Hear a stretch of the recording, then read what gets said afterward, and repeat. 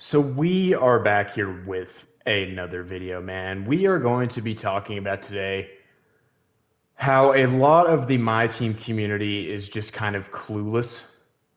A lot of this has to do with the market. A lot of this has to do with misinformation being spread like wildfire. And you'll kind of get where I'm coming from when we get into the meat and potatoes of this video. I'm going to talk about some things first. Then we're going to read over some comments. We're going to have some rebuttals to some comments. This is going to be a long one, man. It should be a good one, though. So make sure to subscribe to the channel if you're new, as well as leave a like on the video, man. So all the controversy today is stemming from Dr. J, the best card in the game, is unattainable for most people because he's 5 million MT. Everyone kind of being shocked about how much he is going for is kind of surprising to me. And a lot of the people that are saying that this card is unattainable or shocked about his price are people that aren't even really playing this game, so they don't understand how easy it is to make MT, or, well, this is the same subset. There's also a lot of people that are still comment on every video that they're still playing 2K25, and there's still people in Park on 2K25 and saying that 2K26 looks horrible. And if you're not playing this game, you have no place to really say anything negative about the game, because you have no idea how easy it is to make MT this year. It's by far like 5 million MT. That card would have been 1 million MT last year. He would have. If you think that I'm capping, then you just don't have the knowledge, man. Because Dr. J last year would have been 1 million MT, because MT is about 5 times as easy to get this year. So just a lot of people just being out of touch, and just that's what a lot of this stems from. Is Dr. J expensive? Yes. Should something maybe be done to make cards like that more accessible? Yeah, that is. I think everybody would love to see that. I think there's no doubt about that, man. But I just don't think that. And then a lot of people too, with these new packs, they literally made it so that, you know, the NBA, WNBA is separate and everything, and people are still complaining about it. Like, what? This is objectively a good change. Why is this getting complained about? I don't really understand it. And yeah, man, let's just start getting into the comments. There's a lot more that I really need to say, but I think that I'm going to kind of have to, I didn't, of course, you know, write down a script or anything. I kind of just wanted to go off these comments. So let's start getting into the comments, and a lot of the other stuff that I have to say will kind of come out naturally with some of the stuff that people are saying. So an argument that I am seeing a lot of is, in a month or two, these cards will be useless. And I have seen that with the game mode reward cards. People have said that about cards like that too, like Sigma, etc. If you are someone that plays this game heavily, it does not matter. It is worth it to grind for a card like that. It is worth it to spend. This is another thing too. A lot of these people that are complaining about how expensive Dr. J is, like people that play this game every day, that people that spend money on this game, I guarantee are people that locked in for T-Mac, locked in for Scotty, locked in for all of these cards, and now they're crying about not having enough MT for Dr. J. Well, maybe if you didn't lock in, you know, 5 million MT plus for these other cards, you'd have enough MT to get Dr. J. I mean, let's just tell it how it is. That is a lot of what is happening with a lot of the people that do spend. So anyway, gets back to the whole point. And if you really grind this game, it is worth it to get the best cards at any given time, because every card gets outdated. It doesn't matter what time of the year it is. Every card is going to eventually go down in value. But with NBA 2K26, my team, cards are retaining their value more than ever before. So a card like Dr. J is actually a good investment. Lock-ins or not. Lock-ins, if you lock in that MT, it's gone forever. If you buy a card like Dr. J, he's going to retain his value for a while, man. He really, really is. Now, we're going to see what they do with super packs next week. That's going to be really interesting. I think that Sunday is going to probably be a good day to sell cards, because they could do the super packs on Monday. But we'll just see what happens with that. I'll make a video regarding that and everything else. And another thing is, too, a lot of these people that rip packs or want the newest cards, it's kind of just the new shiny object argument, right? And it kind of goes with, I'm going to use a comparison, and the comparison is Fortnite. Now, if you buy a skin in Fortnite, it is still going to be just as cool. Like if you look at it from a perspective, like almost like an analytical perspective, if you buy a skin in Fortnite, it's the same skin 2 months down the road. But 2 months down the road, you're going to be bored of it and want another skin. It's the same thing with cards. You buy Dr. J now, 2 months down the road, hopefully you sold him before he loses his value. But 2 months down the road, you're going to want another card. So I don't know, man. That's kind of what I have to say about that argument. Like people saying that they're dumb to pick up this card because it's going to be outdated. I don't know. I think, it's a good investment to buy cards right now. It really, really is. Especially if they're not locking cards. Like this Dr. J is one of the smartest purchases for a high tier card, man. Really is. Yeah, this person said that, prices are inflated because MT is easy to get. Absolutely. Okay, so we've got this guy kind of preying on people's downfall, he said he's kicking his legs up because he's watching fools waste money on this game. Seriously though, my team is blah, blah, blah, blah, blah, blah, blah, blah, blah. Basically saying that he didn't get my team this year and he's kicking his legs up watching people waste money on packs. What's up with this whole trend of people preying on other people's downfall? Like, I'm just not a fan of it. I've been seeing a lot of it. And what is up with these people with their dog as their profile pic, bringing, this pessimistic and negative energy? There's like I'm not even kidding you. There's like 3 or 4 people that have a dog as their profile pic in the community and comment negative and pessimistic things under every single, and it kind of cracks me up, man. I'm not even gonna lie. It's just pretty hilarious. And the player market, right? That is kind of the topic of today. I mean, it's already been a topic. We've already talked about it. But now it's kind of went mainstream because there already was people asking for the player market pack. Now there's even more people asking for the player market pack. There is one very important aspect of the player market that people are forgetting about. In NBA 2K24, my team, cards were not an investment. Sure, they were cheaper. Sure, in theory, if you weren't someone that works the auction house for MT, if you just play the game for MT, they're easier to get. I understand that. But every single time you purchase a card, man, 75% of that MT is gone forever. It is. Because when you go and sell back a card, with how the player market was even before the All-Star break, everyone said, oh, it was good before the All-Star break. You would sell your card back and get 25% of the MT back. So you're losing every time you purchase a card, eventually you're losing the MT. Whereas a card like Dr. J, doesn't matter how expensive he is. And people are forgetting that 2 or 3 days after this game was out, people already had like 2 million MT. So people being surprised about how much this card is going for. And the amount of people commenting that, okay, I have 2 or 3 million MT. I thought I was going to be able to afford Dr. J. Obviously not. This game sucks, blah, blah, blah, blah, blah.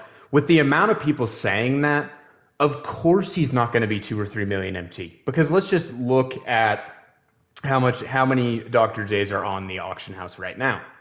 1, 2, 3, 4, 5, 6, 7, 7. So there was over 7 people that were commenting that they had 2 or 3 million MT. They're not gonna be able to afford it. Just imagine how many, like if I sold all of my stuff, I'd have 3 million MT and I wouldn't be able to afford them. The auction house is supply and demand, man. It is a marketplace. There are 7 of these cards available. So if everyone and their brother has 1 or 2 million MT, no, you're not going to be able to afford Dr. J. That's just how the market works. And it's always been like this. I don't know why people are acting like in the past the top tier card has always been attainable. I think people are getting sticker shock because of how expensive this card is. But in reality, if we look back, 5 million MT, as I've already said, is the equivalent of 1 million MT in prior years.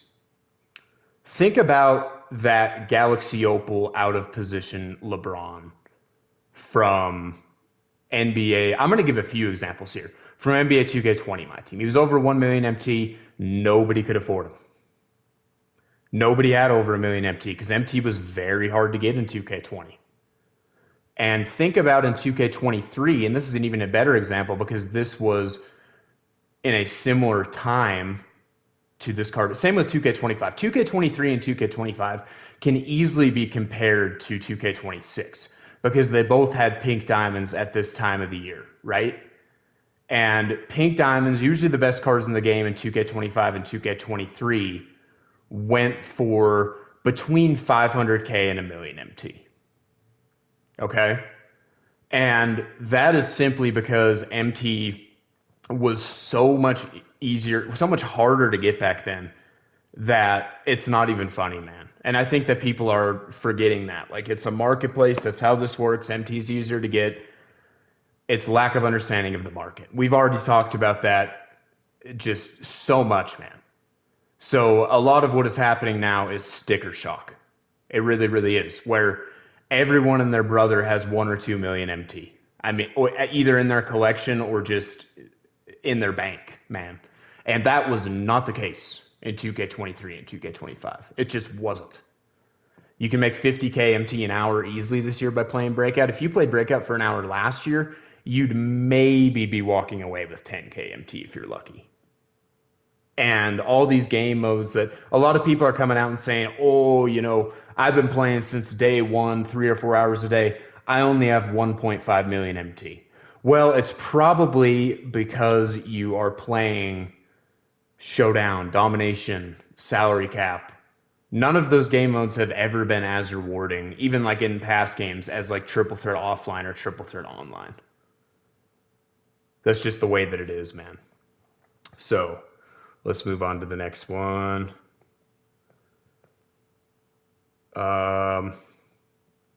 The free rewards are not worth the grind. I don't agree with that. I think that Sigma is probably the most worth it card for a grind that we have had in a long, long time. Everyone talking about boycotting packs, boycotting this game. If everyone doesn't buy 2K27, we can fix this game. That's not going to do anything.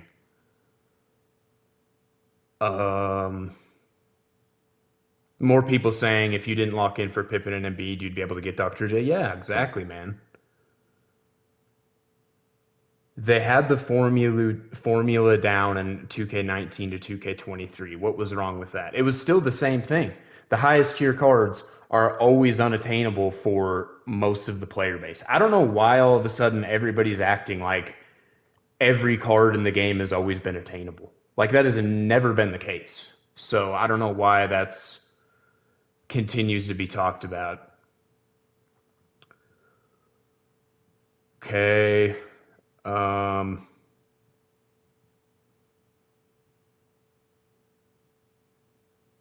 Let's continue on here. Yeah, this is a really good argument. So there are a lot of people that make a lot of money that play this game, right? And say that you play this game all week, and after that week, you've got a million MT plus, right? Because if you grinded multiple hours a day for a week for 7 days, you'd have over a million MT. What is the difference between working hard playing this game and then working hard in the real world? Say that you are a business owner or whatever, and you're making 7 figures, and you can't play the game from Monday through Friday, and you come home Friday after work, you just want to play some 2K over the weekend. What is the difference in dropping? So each 51 pack box, we've averaged it out about 400K MT per 51 pack box. What is the difference in spending $300 to open 351 pack boxes if you've worked all week to get 1.2 million MT comparatively to grinding the game all week to get 1.2 million MT? Just this these people looking down on people opening up packs. I see it under pack opening videos all the time. Oh, you creators tell everyone not to open up packs, but you continue to open up packs, blah, blah, blah, blah, blah, blah, blah. All the creators are doing is warning you that packs are not the path to go down, especially if you're a casual player. The amount of people that I see now this year, for whatever reason, this hasn't really even been a problem in past years from what I've seen, but for this year, for whatever reason, people say, oh, I've been spending 200 or 300K on packs every week and I haven't pulled anything. This game sucks. I'm going to move on to another game. Like, use that MT to buy some players. Like, I don't know why it gets back to that whole topic of people don't realize how many good players there are available. Everyone just looks at the top tier card. Oh, I can't get Dr. J, so this game sucks.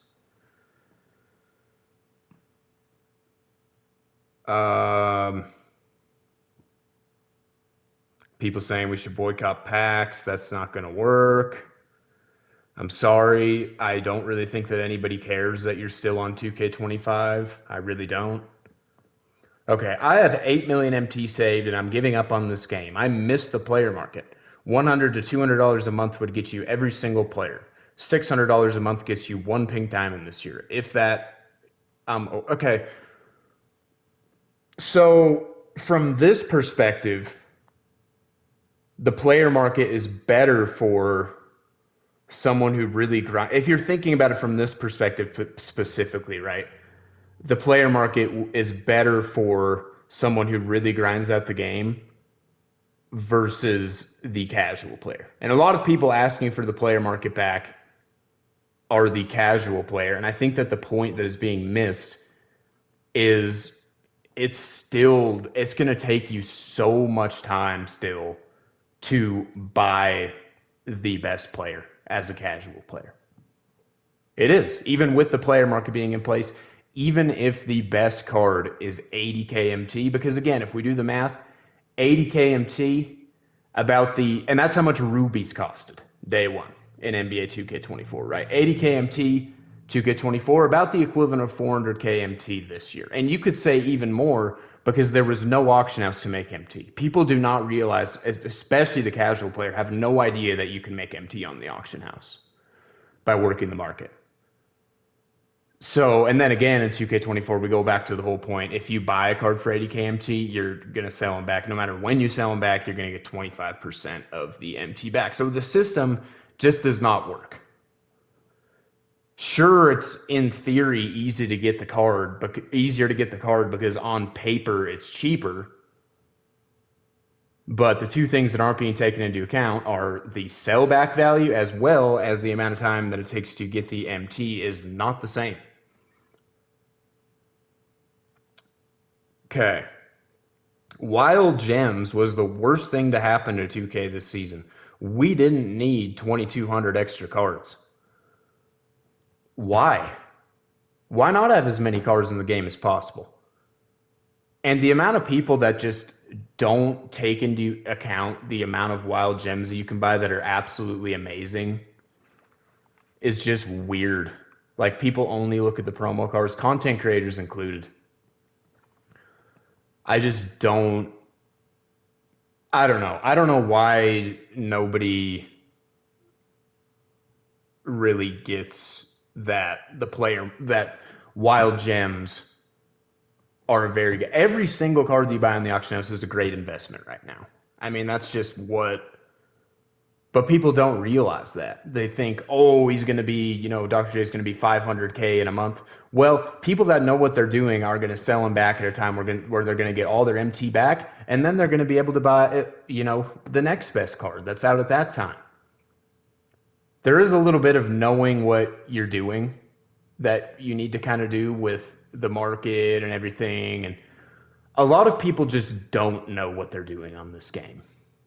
And I think that content creators are very, very at fault for that, especially certain content creators that don't even play this game, that are spreading false information, saying things like MT was easier to make back in 2K20. Not mentioning any names, but just saying. Okay, another dog profile pic saying VC only packs and you say 2K actually did it right. Come on. They're literally, the packs are exactly the same as they were before, where the wild gems ones are VC only, but every other pack is purchasable with MT. So that is just like completely false, man. But yeah, and then if we look at modes, like, I mean, you can get 50K MT now. We're playing Breakout. If you don't believe me, go check out my prior video. But if you played triple threat offline or triple threat online, even in a game like 2K20 or 2K21 that is being perceived to be the most, by a lot of people, especially people that don't play 2K26, is being perceived as the most rewarding my team has ever been, you would make about 10K MT an hour. You would. Because in triple threat offline, there was the vault, which didn't open every game. Let's say it opens 50% of the time. You're maybe going to get that 1,000 MT that was in there like 1 out of every 5 times. And then you're going to get like 300 MT after every game. Every 10 games, you're going to make about 10K MT. And the same thing goes with triple threat online unless you get extremely lucky. So, yeah. And I don't know what the deal is with people crying about there being no free cards. And I put that in quotations because, yes, we did used to have cards where, okay, you win 5 unlimited games, which that would take like 2 hours plus. Like that Amethyst Harden, we've talked about that Amethyst Harden before. 5 unlimited games, that would take like 2 hours plus to get a free Harden. That was very, very good. Okay, you know, he was one of the best shooting guards in the game. But if you play 2.5 hours of Breakout, I'm not trying to glaze the heck out of Breakout, okay? But it is the best game mode for MT. So say you play 2.5 hours of Breakout, you're looking at about 100K MT. Wouldn't it be technically free then if you go and buy a Diamond Wild Gem that is under 100K MT? Like, how is that not free? It goes back to the whole argument of MT packs. Like, if you're spending MT, is something technically free? And to some people it isn't for whatever reason, but to me it is, because you're playing. It's not real currency. Whereas VC is real currency. You're converting real life moolah, real life dinero, real life green into gold, into that gold VC, man. You're just doing you're buying, it is real money. VC is real money.